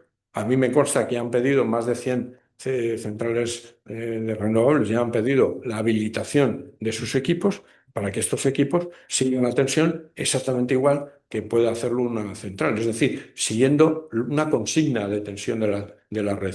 El operador del sistema le dice, en tiempo real, le está diciendo qué tensión deberías tener Y este, con su electrónica, lo que está haciendo es obteniendo esa tensión en bornes, que es lo que le están pidiendo. Y si eso lo hace en un tiempo, en el tiempo de medida, pues lo está siguiendo más del 60%, el 70% de los muestreos que hace, pues se le paga una cantidad. La verdad que eso, teóricamente, en España debería funcionar, deberíamos verlo a partir del primer trimestre del año que viene, cuando estos, digamos, sistemas de habilitación terminen y se extienda a todas las centrales de tipo renovable. Ya. Una pregunta metodológica. Las dos magnitudes que ha estado comentando, la frecuencia y la tensión, ¿qué tolerancias hay para dentro del nominal admitir, bueno, pues unos valores aceptables y que no provoquen desastre? Y luego los equipos de medida, si lo sabes, ¿qué incertidumbre típica tienen? ¿Qué margen tenemos para garantizar esas medidas? Bueno, el tema de las medidas, claro, en la red tiene una historia, ¿no? No podemos hablar de que toda la red, todos los sistemas de medida tengan la misma calidad, pero lo que se está introduciendo ahora, digamos, los nuevos equipos de medida, pues tienen clase mejor que 0,1, desde luego mejor que 0,5 de clase. De manera que yo creo que podemos decir que prácticamente todo el equipamiento es con clase 0,5 y algunos, ya digo, más modernos de 0,1. Eso en cuanto a la medida. Y en cuanto a los criterios, bueno, hay unos criterios de tipo europeo y hay unos criterios luego que pueden ser ligeramente diferentes en cada país. En concreto, en España, de los criterios, si no me equivoco, son 435 máximo digamos, no de operación, sino de un poco de alarma, que habría que hacer algo. 420 como criterio de tensión máxima. Estoy hablando en la red de 400 kilovoltios. 420 kilovoltios como tensión hasta relativamente bien, sin ningún problema, operativa, por el lado de arriba, y por el lado de abajo creo que son 375 kilovoltios también como tensión preocupante, ¿no? 390 como tensión operativa, ¿no? Eso en cuanto a la red. Todo eso traducido en 220 pues da valores similares, ¿no? Eso en cuanto a la red. Ya relacionado con esa muy corta, se supone que los equipos de medida están sujetos a un control meteorológico, ¿no? Igual que, bueno, el control meteorológico del Estado. ¿Eso es cierto? ¿Está soportado por una infraestructura de control? Bueno, ¿O lo hacen las propias? Claro. Lo que te puedo decir es que en Red Eléctrica está incorporando estos equipos. Por lo que me consta, estos equipos, por ejemplo, estos microfasores, los está introduciendo ahora mismo en todos los puntos de medida, aunque no está habilitando eh, por problemas de comunicaciones. Claro, hemos hablado mucho de medida, pero claro, toda esa información hay que transmitirla y luego eso pues colapsa las redes de información. Entonces, la habilitación, digamos, de toda esa funcionalidad no siempre se aplica a todos los nudos, sino que depende un poco también de la red, digamos, de comunicaciones, ¿no? Hombre, Red Eléctrica es propietaria de una red de comunicaciones propia, con lo cual, bueno, pues le gustará, supongo, utilizarla para otras cosas, pero vamos, ahí está la idea, ¿no? O sea que no sé qué decirte. Ya hace muchos años, en esta misma casa, hubo muchas intervenciones en las que nos hablaban que viene el lobo, que viene el lobo. Es decir, que la introducción de las renovables iba a ser un problema. Bien, estoy hablando hace 15 años o algo así. Y yo veía que cada vez se metía más renovable y que aquello aguantaba. Y dije, pues a lo mejor eso de que viene el lobo, pues vendrá, pero no viene. Pero ya vino. Ya vino. O sea que lo que se decía entonces ya ha ocurrido. Entonces, alegrémonos de lo que aquellos nos decían en aquel tiempo, llevaban razón. Y la segunda parte, esto es un comentario que ni va ni viene, está dicho. Y la segunda parte es que se dice que los equipos, en cuanto notaron esa sobretensión, claro, para protegerse a ellos mismos, los equipos no son héroes, porque aquí se quiere que el equipo aguante estoicamente si le viene una sobretensión, que aguante y que resista. Hombre, si yo tengo un equipo que me ha costado varios milloncitos, pues yo no soy tan héroe para aguantarlo. Corto y allá te las veas. Y yo creo que es que el concepto de heroicidad en la red no lo hemos metido. Hemos metido el concepto de resiliencia. Pero es que ese concepto es un poco muy raro, porque esto ha dado lugar a algo que nos produce risa. Lo más que resiliencia es risiblencia, de risible. Y entonces pues estamos ahí aguantando algo que no me gusta nada. Bueno, quiero decir, el concepto de resiliencia, claro, habría que definirlo Sí. en concreto, pero el tema de aguantar las sobretensiones, pues tiene que estar definido. No puede ser que cada equipo interprete así, sin información, sin contexto. Es decir, bueno, pues me parece que yo aguanto hasta 420 kilovoltios. No, pues yo voy a aguantar hasta 422. Pues no, no. Eso tiene que estar normalizado. Y está normalizado. Y está, ¿no? Y está. Es decir, 435 tienes que aguantar. En la red española, que en la red europea no coincide exactamente, pero en la red española hasta 435 es exigible que aguantes. Y entonces tenemos el problema Pues de la tendrías que medida en la ventana de tiempo. ¿Por qué? Porque en el momento en que esto se me está yendo y veo que se me está yendo, yo, el dueño del equipo, lo corto. No da tiempo, no da tiempo. No da Ya he tiempo. visto que estamos No, hablando no, lo digo de segundos. automáticamente. Claro. Ya, estamos hablando de segundos. O sea que es imposible que haya ahí la mano humana, es que no ha podido hacerlo. A ver, estamos hablando de 8.000 muestras por segundo. Sí. 8.000 muestras por segundo dividiendo entre, bueno, entre Son 50, 180 en una onda. 180. En una onda de 50, 20 milihercios. Sí, no, es mucho. Muchísima información. 8.000 muestras por segundo es, me parece, Julio, lo que había en los sistemas de transmisión de voz humana. No iba a 4.000 hercios. O sea, se decía que la voz humana iba de 300 a 3.400. Entonces se muestreaba El ancho de banda, claro, se muestreaba 8.000 muestras por segundo. la telefonía.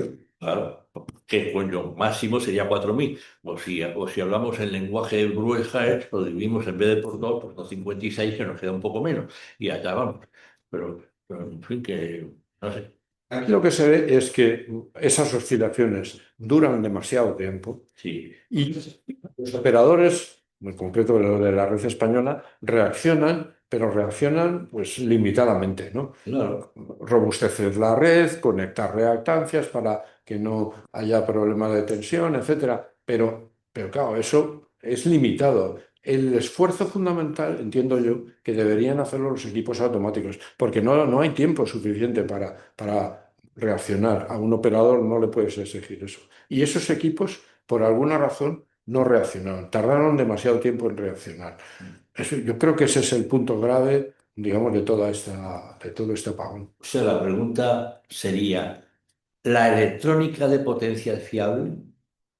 Porque la electrónica que jugamos, los que hemos estado diseñando amplificadorcitos, pues ya estamos hablando de 10 vatios, 20 vatios, eso no nadie quema, ¿no? Bueno, sí, si un transistor se pone bien caliente y le tocas, te quemas. Eso no.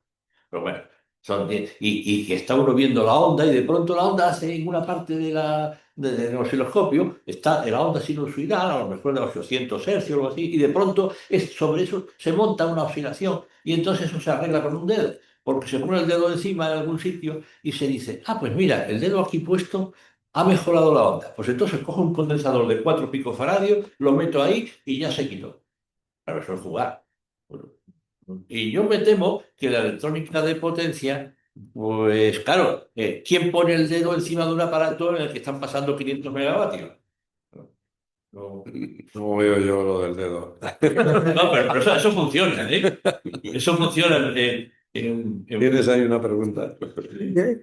Yo de electricidad no entiendo casi nada, mucho menos que vosotros.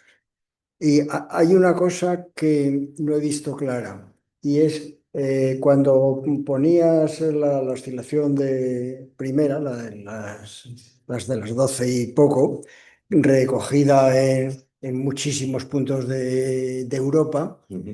En todo eso, ¿cómo se determina, digamos, dónde está el origen y quién tiene que actuar? Quiero decir, cuando ves eso, que se detecta en muchísimos sitios, ¿cómo se sabe si tiene que tomar alguna medida un operador que está en Eslovenia, un operador que está en España o un operador que está en Bélgica? Es que tienen que reaccionar todos. Tienen que reaccionar todos, porque todos están viendo. Claro, evidentemente, cuanto más alejado del sistema, sobre todo para las oscilaciones locales, pues la oscilación que se produce de 0,6 hercios se produce en España y apenas pasa a Francia. Pero claro, la oscilación de 0,2 hercios, esa se ve en toda Europa. Y ahí tienen que reaccionar todos. Todos los equipos estabilizadores que están instalados en la red y los equipos estabilizadores instalados en los generadores tienen que reaccionar. Y reaccionan porque están sintonizados a esa frecuencia. O sea, la frecuencia de 0,2 hercios en el sistema europeo está muy clara, muy definida. Y todos los sistemas estabilizadores están sincronizados a esa frecuencia. Y van a actuar. Y tienen que actuar. Y actúan. Porque no ha habido, afortunadamente, ningún apagón en toda Europa. Y eso que ya digo, es un sistema amplísimo. Estados Unidos tiene 3 zonas de sincronismo. No es un único sistema eléctrico. En Europa es todo un sistema eléctrico y está funcionando y no ha habido ningún apagón con respecto a eso, porque han actuado los equipos, evidentemente. Porque confiar en, digamos, la operación de los operadores, pues es un poco jugársela. Sí, bueno, yo estuve trabajando en los años 70 para Fenosa, para el tema SCADA, entonces, y también había la regulación potencia-frecuencia en embalses, ¿no? Entonces, bueno, desde entonces no había habido apagones, o sea que eso entonces, en esa época antes, incluso en Madrid, solía haber apagones todos los años. Entonces, quiere decir que los sistemas SCADA más la regulación potencia-frecuencia en unos cuantos generadores han contribuido a la estabilización. Posteriormente ha venido el poner toda la red europea conectada, con lo cual da estabilidad, pero en ciertos momentos, si se desconecta con Francia, nos quedamos solos. Por lo tanto, no podemos decir vamos a depender para que nos estabilice Europea, sino que tenemos que estabilizar. Entonces también recuerdo que yo estaba en automatización y el cliente conocía la propia tecnología. Y ellos, aparte de que nosotros hacíamos SCADA y planificación de la generación y control, regulación, potencia, frecuencia, también había otros departamentos que hacían el tema de las protecciones, que ellos decían que es lo que establecía la seguridad del sistema, para evitar los apagones en cadena, porque las protecciones actúan en milisegundos, y en un desequilibrio desconectan Madrid para que no haya apagón en toda España, sino que haya... Entonces, yo creo que otra cosa también yo creo que es importante el tema de la potencia. La potencia generada en cualquier parte de la red es siempre igual a la consumida más la almacenada. Con lo cual, si en una parte hay un desequilibrio, los demás tienen que compensar. ¿Y qué quiere decir? Que si saltan generadores, 4.000 megavatios, entonces, ¿qué quiere decir? Que alguien tiene que compensar desde Europa o que desconecten carga o que la regulación vaya aportando cada uno 100 megavatios más, pero si falla, si dispara otro, no hay sobretensión, baja la tensión. Cuando hay menos generación, todo está sobrecargado y con una sobrecarga, baja tensión, no hay sobretensiones. Hay sobrecargas. Lo que disparan son sobrecargas de generador en los generadores, o que si hay sobretensión, es problema para los consumidores. Es otro problema distinto. pero que eso lo tiene que regular, pues el que tiene que regular la generación, ¿no? Yo creo que aquí el tema de que ha habido muchos más generadores fuera de control, porque antes habría a lo mejor 50 generadores en toda España, ahora hay cientos y conectan todo o nada sin control.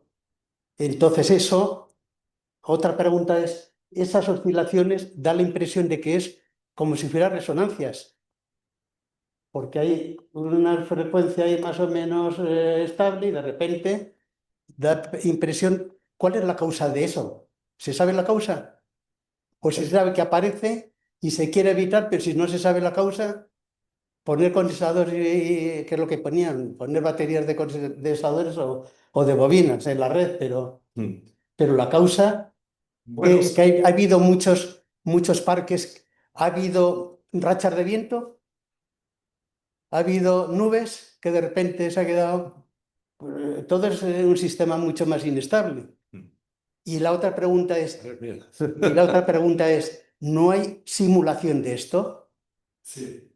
Bueno, hay muchas simulaciones, es decir, de hecho, el que estemos hablando de esa frecuencia de 0,2 hercios en el sistema europeo está muy estudiada, muy simulada y la propia red eléctrica ha publicado en la planificación de la red para justificar la instalación de esos STATCOM, de esos FAT, de esos equipos especiales, que cuestan una millonada, no una millonada en sentido estricto, es decir, cuestan varios millones de euros, pues para justificar esas inversiones ha hecho una serie de estudios diciendo, por ejemplo, si yo instalo un STATCOM en Vitoria, pues mejoro la amortiguación y en vez de la amortiguación pues ser 2 es 3. Bueno, pues es insuficiente porque Europa me está pidiendo 5. Pues entonces tengo que instalar 2. Y entonces hay todo un estudio que dice, bueno, pues 5. Tengo que instalar 5 STATCOM de aquí a 2026. Este era el anterior plan de planificación para conseguir ese 5% que da un poco más, da 6 y pico. Es decir, que estudios y simulaciones hay a ¿En tropecientos. tiempo real? No, en tiempo real no, en tiempo real no. Tienen que hacer, ¿cómo vamos a hacer estudios en tiempo real? En tiempo real lo que vemos es que esas oscilaciones aparecen y se amortiguan. Y es lo que ha sucedido en la red. De manera que eso no. ¿Qué similitud dice que por qué sucede eso? Bueno, pues porque el sistema de alterna es así de complicado. Yo en mis clases pongo el ejemplo de, imagínate, pues una mesa con una serie de muelles, ¿no? Y entonces pues es un sistema inestable, porque basta con que le des un poquito en un trozo para que aquello se empiece a mover, ¿no? Bueno, claro, si le das un golpe muy fuerte, pues se mueve mucho más, ¿no? Pero que se está moviendo así. Y es que lo estamos moviendo continuamente. Cada vez que yo enciendo un interruptor, pues estoy moviendo el sistema. Claro, si yo ahora soy capaz, tan listo, de dar en el momento adecuado y con una frecuencia adecuada, pues entra en resonancia este sistema. Y eso está estudiado. ¿Y esa frecuencia cuál es? Pues 0,2 hercios en el sistema europeo. ¿Y cómo se evita eso? Pues haga usted un sistema en continua que no hay ningún problema. Es la única solución. En alterna siempre vas a tener ese problema. Y cuanto más amplio es el sistema, pues más lenta será esa frecuencia, pero va a ser inevitable. Eso por respecto a los 0,2 hercios. Los 0,6 hercios, eso sí que hay que estudiarlos, a mi modo de ver, con más interés, porque esos corresponden a perturbaciones locales. Entonces, las perturbaciones locales no es cualquier cosa. No sabemos lo que sucedió, no sabemos dónde sucedió, pero sabemos que en algún sitio del territorio español, probablemente en Extremadura, algo pasó. Y eso provocó una oscilación. ¿Esa oscilación debería ser capaz de tumbar el sistema español? Pues evidentemente no. Claro, no podemos afirmar eso. Pero claro, esa perturbación sucedió y había que haberla controlado. Y se controló, pero tarde. Y se controló con una amortiguación muy, muy, muy escasa. Ahí está, hasta ahí creo que llegamos, hasta ese punto. Y no podemos avanzar mucho más. ¿Más cosas? Y los sistemas escalas sí que tiene que estar claro de todas estas centrales hidráulicas, los parques de generación, ¿cuáles han ido disparando la secuencia? Lo que pasa que no es conocido, no lo transmiten. Es probable que sean las tachaduras que hay en el informe. Claro, Ahí. ahí está la... Eso. Es evidente que que todo se registra, todos los Vamos, disparos y todas las cosas. esto el dedo en la llaga, todo eso se tiene que saber, porque se tiene que saber en qué momento la central tal, Hay súper expertos, claro. y saber también exactamente a qué tensión se desconectó. ¿Estaba justificada esa desconexión? Pues sí o no. Pues todo eso entiendo yo que se tiene que saber, pero el panel de expertos no lo sabe, o por lo menos dice que no lo sabe. Pues hay que pagar, claro. ¿Eh? Hay que pagar. ¿Sí? Bueno, se sabrá. Vamos a ver, yo he hecho unos números así por encima, ¿no? Sí. Había unos 30 gigavatios antes del apagón y el apagón duró 26 horas oficialmente. A las 26 horas se declaró terminado el apagón. Entonces, si hacemos un triángulo, pues 30 por 26 partido por 2, ¿no? Y estamos hablando de 30 por 13, 400 y pico, ¿no? Gigavatios. ¿A qué precio? Bueno, hay multitud de estudios por ahí, ¿no? Pero, digamos, hay algunos que hablan de que la energía no suministrada pues puede costar entre 10 y 20 veces la energía, digamos, normal, ¿no? Entonces, aplicando uno de esos, pues hablan de 4.000 euros por megavatio. 4.000, que son unas 20 veces, digamos, 200 lo que puede ser un valor máximo en momentos de pico, ¿no? En momentos de invierno. Entonces, multiplicando esos 400, pues salen más de 1.000 millones de euros. Entre 1.000 y 1.500 millones de euros. Con ese cálculo así un poco para andar por lo que... Lo que están reclamando las empresas en los periódicos, pues ya salen bueno, creo que la Confederación Española de Empresas ha hablado de 1.600 millones de euros, ¿no? Para que tengáis una idea, si lo previsto en el nuevo plan de planificación son unos 13.000 millones de euros del sector eléctrico hasta el 2030, 13.000 millones, y suponiendo que las protecciones, los sistemas de medida, los sistemas de control, o sea, entre un 10 y un 20% de eso, pues desde luego en el apagón ya nos hemos comido. Hubiese sido rentable tener todos estos equipos, ¿no? De manera que, pero claro, eso no lo veremos, probablemente nosotros. En España hubo un apagón en el 2001 que afectó, bueno, tú hablabas de apagones pequeños, ¿no? Este no fue tan pequeño, en 2001 media Cataluña se quedó a oscuras, un millón más o menos de afectados. Bueno, eso terminó en el Tribunal Supremo 7 años más tarde. Sí, claro. 7 años más tarde. Y se asignaron responsabilidades a 2 empresas concretas que tuvieron que pagar, digamos, las consecuencias. Pero eso fueron 1 millón de personas. Estamos hablando ahora de 50 y tantos millones. Muy probablemente no terminará la cosa. Podemos llegar a Estrasburgo. Más Portugal también lo sufrió. Me quito la palabra en nombre de los que están online y hacen una pregunta que yo creo que ya ha sido más o menos respondida, solamente que la nomenclatura es distinta. ¿Existe un gemelo digital de todo el sistema eléctrico español? Antes he hablado de simulación, creo que estamos hablando de simulación. Exacto, el modelo. ¿Eh? Pues es que no pillo la pregunta. Bueno, los gemelos digitales es algo que está muy de moda y que bueno, pues permiten, por medio de software, ver lo que ocurriría en una... Entonces, entiendo que lo que están hablando es de una simulación digital, que ahora todo es digital, evidentemente, pero, en fin, yo creo que se ha respondido antes, que simulaciones hay muchas. Vamos a ver, mira, en red eléctrica obtiene el resultado del mercado eléctrico todos los días a las 12 de la mañana, digamos, y tiene unas horas por la tarde para analizar si eso es viable o no, y siempre dice que no es viable, hay que añadir cosas, dar cosas que iba a añadir para que sea viable eléctricamente, ¿no? ¿Y cómo lo hace todo eso? Pues Pues a través de simulaciones, Claro. continuamente. Es decir, que no es una cosa No, esporádica, no. que lo está haciendo todos los días y lo está haciendo muchas horas Sí. para que a las 8 de la tarde ya dé un sistema que sea viable para el día, las 24 horas del día siguiente.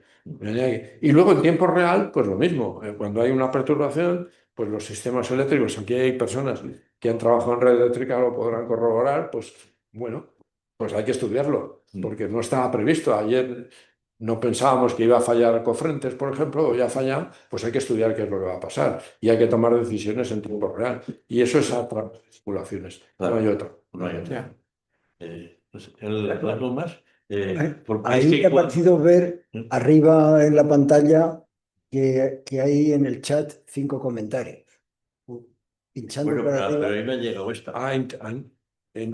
Bueno, he sentido que representabas con eso. Antes ha salido un Sí, a mí me ha llegado la barrita Jaime, me ha de... traído esto. A lo mejor Jaime trae algo más. No hay más. Bueno, cuando nos damos un paseo por el campo y vemos las líneas de alta tensión, pues uno dice, pues vaya pedazo de torre que hay aquí. Sí, y además fíjate que va no un solo conductor, sino que van tres. Eso lleva mucha corriente. Bueno, también va por eso, pero también tiene que ver el efecto corona. En fin, cada uno interpreta como quiere. Pero una línea de transmisión es una línea de transmisión y tiene una impedancia característica. Y las transmisiones, o sea, la transmisión y los de telecomunicación, en eso nos jugamos la vida, pues resulta que lo que tiene que hacer una señal es salir de aquí y llegar allá y no volver. Entonces, eso en telecomunicaciones, digamos que es sencillo, puesto que yo pongo un generador con una impedancia de salida, lo igualo a la impedancia que tiene esa línea y en el extremo receptor, pues hago que la impedancia del receptor coincida para que no haya retorno. Pero claro, aquí no podemos, porque en primer lugar esto es variable.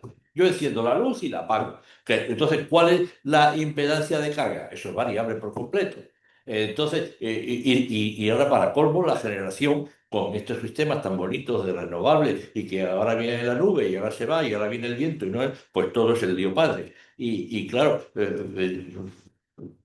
claro, es que esto, es que demasiado funciona. Claro, yo estoy convencido no, además empezamos a hablar y empezamos a meter condensadores síncronos. Bueno, eso está. Y creo, tengo entendido que en los países avanzados, cuando una central deja de funcionar, el generador como tal lo sigue funcionando como generador síncrono, porque eso, Otro síncrono, sí, para que haga el condensador. porque haga de condensador, con lo cual dicen que están generando reactivos. Sí, se está Frase que hablando nunca me ha de, gustado, pero bueno. se está hablando de ese tema en España, de todas las térmicas de carbón que han quitado, por ejemplo, la de Andorra en Teruel, el tener una máquina allí con motor síncrono Claro. porque aquí el problema no es la activa, fue la reactiva, que es el tema de las sobretensiones. Y Exactamente. entonces meter más o menos reactiva con los condensadores síncronos, que se Eso llaman es. así. Porque además hablamos. Aprovechar, fíjate, Puente de Hume, o sea, Puente de García Rodríguez, Allá. la térmica, todas las térmicas que han quitado, digamos, se podría no tirarlas, sino decir, Bueno. no sé si eso está previsto, que sería una idea buena de tener puntos donde tú puedes meter reactiva, más o menos. Claro. Bueno, a consecuencia del apagón, el gobierno ha puesto en marcha, ¿Verdad? creo que unos 8 compensadores síncronos, Compensadores, ¿verdad? que son a 40 millones de euros cada uno. Claro. O sea, que no es ninguna broma. Y esos ya están lanzados Claro. para la próxima... Es que porque pueda regular. El problema es la reactiva para regular. No, es que además Lo que tú decías tiene sentido, Sí. y se ha manejado esa idea, pero no ha fructificado. Quiero decir, utilizar las centrales convencionales Que que ya se habían se han cerrado. se han cerrado, utilizarlas como... Pero eso, digamos, no es tan sencillo como que Ya. se pueda utilizar directamente. Ya. En primer lugar, porque claro, tienes que solucionar el problema del arranque.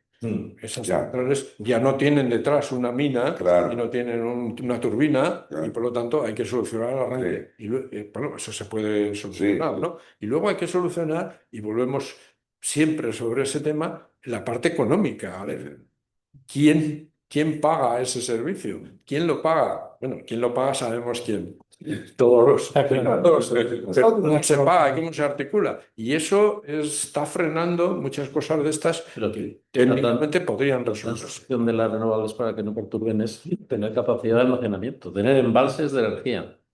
Porque realmente, si con las hidroeléctricas le das a la compuerta y sale, si tienes agua. Entonces, si tienes capacidad de almacenamiento para toda esa gran potencia, que es la tendencia por los temas climáticos, etcétera, sería la que. Pero tú bien sabes que el tema del almacenamiento, todo el mundo está hablando de él, pero lo que están diciendo es que se necesitan subvenciones, que necesitan ayudas.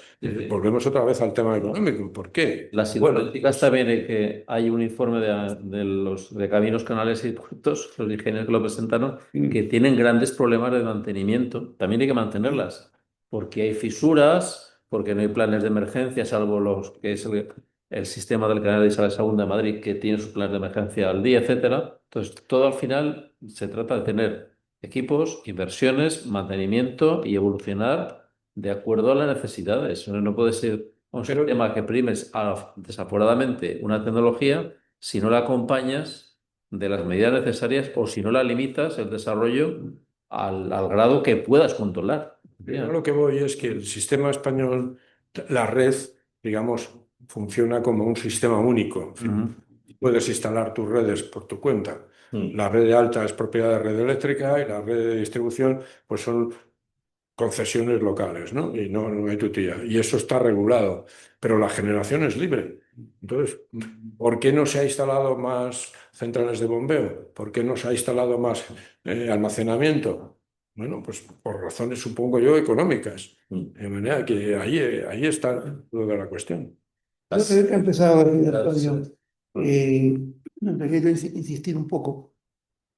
En telecomunicaciones tenemos suerte, porque a medida que aumenta la frecuencia, la línea de transmisión es resistiva pura. Contra más la frecuencia más arriba, pero si tú analizas en toda la frecuencia la impedancia característica de una línea, parte real y parte imaginaria. Claro, en el mundo eléctrico estamos hablando de frecuencias muy bajas, en donde la línea tiene que tener una impedancia, el valor de la parte imaginaria, que es reactiva, Sí. estaría, y a lo mejor un poco la causa de lo que está pasando, lo que ha ocurrido, uno de lo que pudiera haber afectado es que esa impedancia estuviera produciendo, esa desadaptación de impedancia estuviera produciendo eco, es decir, devolviendo reactiva a la red. Esa es mi opinión. No sé si me explico. Sí, es que esa es mi opinión. O sea, no solamente por conectar cosas que son irregulares, como tú decías, sino que aunque sean regulares, la propia línea refleja reacción. Eso tiene un nombre en la red eléctrica, que es la reactiva. Sí. La reactiva, sí, tiene un nombre. Y es el control de reactiva, que es, digamos, la otra cara del control de la tensión. Pero el control de la reactiva, volvemos a lo mismo, es de una forma organizada para las centrales síncronas, porque tienen que seguir unas instrucciones de tensión, tienen que seguir la tensión y tienen que producir o absorber la reactiva necesaria para conseguir esa tensión. Pero las centrales que no son síncronas no tienen una consigna. Lo tendrán en el futuro, pero hoy por hoy no siguen una consigna de tensión. Lo que siguen es que tienen una determinación que su potencia reactiva tiene que ser tal que esté alineada con la potencia activa que están dando. ¿Verdad? Que si están dando más potencia activa, pues pueden absorber o generar más reactiva. Pero no tienen que hacer un seguimiento de la tensión. Con lo cual, pues desde el punto de vista de control de tensión, claro, eso es menos eficiente. Pero ahí vamos. Es decir, ahí va la normativa, la nueva normativa que ha sacado, y cuando esos equipos estén funcionando, pues razonablemente ese control de tensión será mucho más eficaz. Es que en electrónica casi todas las fuentes son reguladas en tensión. Quiere decir que independientemente de la potencia que consuman, se mantiene la tensión. Y aquí lo que ocurre es que las fotovoltaicas y las otras no tienen regulación. O sea que depende de la potencia del aire o de la energía del sol y no regulan. Y entonces al no regular, pues todo eso, pues Regulan menos. regulan menos, claro, está claro. Hay una pregunta. Volviendo al tema de las baterías, o sea, las centrales hidroeléctricas en principio no tienen incentivos económicos para hacer centrales de bombeo, porque digamos que tendrían que coger la energía que sobra en ciertas horas del día y usarla. Pero Ahí está el beneficio económico. Hay momentos en el día que la energía es negativa, tiene precio negativo. Bueno, puede En ser. algunas horas. Sí, pero yo digo las Y hay fotovoltaicas. momentos a las 8 o las 9 de la tarde en que está, pues a lo mejor, pues 20 céntimos de euro por kilovatio hora. O sea, margen hay. Claro, Pero a lo mejor insuficiente, no lo sé. Eso lo tienen que hacer las cuentas. Sí tienen incentivos, porque si no, hay veces que tienen vertido, o sea, tienen que tirar la energía porque no la compra nadie. Bueno, pues en ese momento te la almacenas y cuando venga la noche, pues la vendes, ¿no? O sea, que sí hay incentivos para... Bueno, pues serán insuficientes. No, es evidente. Porque están pidiendo más incentivos. Están pidiendo más incentivos. Y, bueno, pues hay todo una proyección, pero no deja de ser una proyección del Ministerio sobre en el 2030 cuántos gigavatios va a haber de potencia de almacenamiento. Pero al final tienen que ser los agentes los que inviertan ahí su dinero, y sea centrales, sea baterías, pues justificar eso, claro. Las baterías esas, ¿cómo de grandes son? ¿Cuánto pueden almacenar? Bueno, pues a lo mejor cientos de megavatios ya son muy grandes. Ya son muy grandes. Pero es que por muchos megavatios hora que tenga una batería o por muchos megavatios de potencia, el problema está en que cuando viene un cortocircuito o algo parecido, la máquina rotativa sigue dando vueltas y el otro no, porque la electrónica no aguanta eso. Sí que la aguanta. Si hay energía almacenada, no, la si hay energía En casa, almacenada, otra cosa es que no tenga energía. 50 que 55, que nos da lo mismo. Y la mayoría de las empresas le da lo mismo la frecuencia para el consumo. Yo no veo que sea tan importante. Habrá empresas que sí, a lo mejor un tren de laminación tampoco creo que sea tan importante. O sea que yo la frecuencia a nivel de consumo no lo veo tan... No, es el problema de unir las centrales. Claro. Y de sincronizar Pero eso se une... la generación. Es inconcebible tener una frecuencia de 55 hercios. Sí. No, está claro, está claro. Está claro. 40,1 ya empieza a preocupar, ¿no? Sí. Pero es preocupación De todo el sistema, porque del sistema. el sistema eléctrico europeo, claro. Y si tuviésemos una pequeña central aquí, con una consumidora ahí, ¿qué más da entre 50 y 55? Pues da lo mismo. Para un sistema interconectado, eso sí, irrealizable. Pero lo que pasa es que yo no veo qué diferencia puede haber de frecuencia por por 1000 kilómetros. ¿Es la misma frecuencia o no? Sí. Entonces, si Europa está toda la misma frecuencia, en un momento, en cada momento, ¿no? Y en fase. La misma frecuencia no, porque exactamente en los mismos sitios no hay, ¿no? Ya has visto la diferencia. Entonces quiere decir que hay desviación pero pequeñísimas, claro. Sí. Bueno, Estados Unidos no manejan 50, manejan 60. Quiero decir, que es una elección, digamos, arbitraria. Está claro. Históricamente hubo frecuencias incluso de 18 hercios, ¿no? Pero al final se ha decantado 50 o 60 porque parece que es un equilibrio que combina todo, ¿no? Pero claro, entre 50 y 60 no notas la diferencia. Pero si estás en un sistema eléctrico no puedes tener 50 o 60, tienes que tener una de las dos. Claro. Yo recuerdo entonces en los años 70 que se regulaba que la frecuencia en media fuera 50. Entre otras cosas porque hay equipos como los relojes de las estaciones, pues que eso normalmente van con la red. Entonces van compensando en el tiempo las disminuciones, si ha habido disminución, luego aumenta la frecuencia para mantener más. Creo que eso se ha endurecido mucho. Sí. Claro. Eso se controlan por eso, Lo que has dicho, Para poder unir se han endurecido. lo que has dicho de que toda la frecuencia en Europa va a la vez, me parece recordar a los pocos días del apagón que vino algún informe de alguien de Estonia o de Lituania, algo así, y había hecho un montaje de la frecuencia en España y la frecuencia allí. Y resulta que allí iba en contrafase. O sea, si aumentaba la frecuencia aquí de 50 a 50 algo, allí en contrafase en ese mismo momento bajaba de 50 un poquito menos. O sea que no es todo igual. Oscila. Y claro, y eso es lo que yo entendí que leí allí. Y entonces, pues claro, no va todo igual, porque lo que tú has dicho antes es que todo vaya a la vez. claro. Pues no, señor. Este manda para acá y este de aquí, pero claro, entonces este se enfada y le manda al revés y rebota, entonces llega aquí y Sí, eso. Hay que frenar. hay que Esas frenar, oscilaciones hay que hay que amortiguar, frenar. hay que amortiguar. Mejor Bueno, que sea toda Europa aumentar que haya. claro. Bueno, ¿lo damos por terminado? Perfecto. Bueno, Muchas gracias. no, la Vamos gracia, a muchas terminar gracias. el coloquio, porque este tema, como vemos, tiene tela. Sí. Hombre, a mí ese tema me gusta mucho, esa es la verdad. Tú lo sabes. Eso que es teléfono. Bueno, las gracias creo que tenemos que darlo en nombre del instituto, en nombre del Comité de Meteorología, a José Luis Sánchez, al que dice que no conocía, y es cierto, no le conocía, pero ahora ya lo considero un amigo. Así es que muchas gracias. A vosotros. Y a vosotros. Bueno, entonces esto habrá que cortarlo, no sé, dejar de compartir, supongo que será. Bueno.